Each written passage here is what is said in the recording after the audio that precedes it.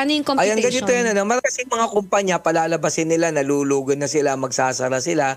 Tapos magugulat ka, magtatayo ng panibagong kumpanya, iisa yung may-ari, pareho rin yung may-ari, pareho rin yung negosyo, tapos kukuha ng ibang tao, tapos pagka hinihingi mo ngayon yung mga dapat mong hingin sa kanila, ang sasabihin sa'yo, Wala ibang na. kumpanya na po ito, yung dating kumpanya nagsara na, di i-demanda nyo po yung dating nagsarang kumpanya.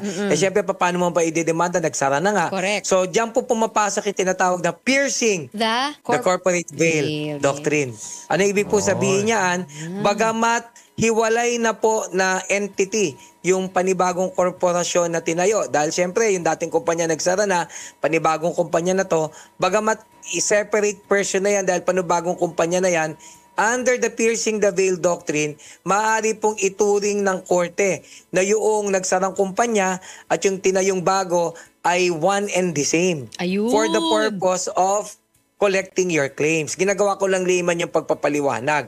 Bakit? Kasi lumilitaw dito na nagtayo lang sila ng bagong kumpanya dahil ang purpose nila ay iwasan yung pagbabayad ng mga dapat bayaran sa mga dati nilang empleyado. Kasi sasabihin nila, bagong kumpanya na kami, hindi kami Wala magbabayad. na, Hindi sarado ka bagong na eh. kumpanya. Kung ang purpose mo is to defeat public convenience, to evade payment of certain obligations, kagaya ng pagbabayad nitong separation pay or what have you ng mga empleyado, maaaring ituring ng batas na yaan ay isang korporasyon lamang.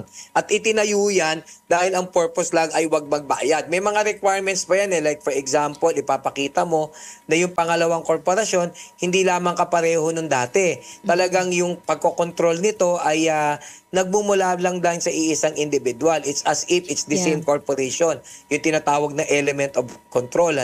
Pangalawa, dapat mapatunayan mo ang purpose nila kaya sila nagpatuloy ng panibagong kumpanya talaga para iwasan nila yung pagbabayad doon sa mga dating empleyado ng dating kumpanya. That is the purpose. At pangatlo, kailangan mapatunayan mo na ang proximate cause, yung reason kung ba't hindi kayo talaga nababayaran ay dahil nagsara sila para magtayo ng panibagong korporasyon na siya namang magsasabi na bagong korporasyon na kami, hindi namin kayo babayaran. So again, ang tawag po doon ay piercing the corporate veil.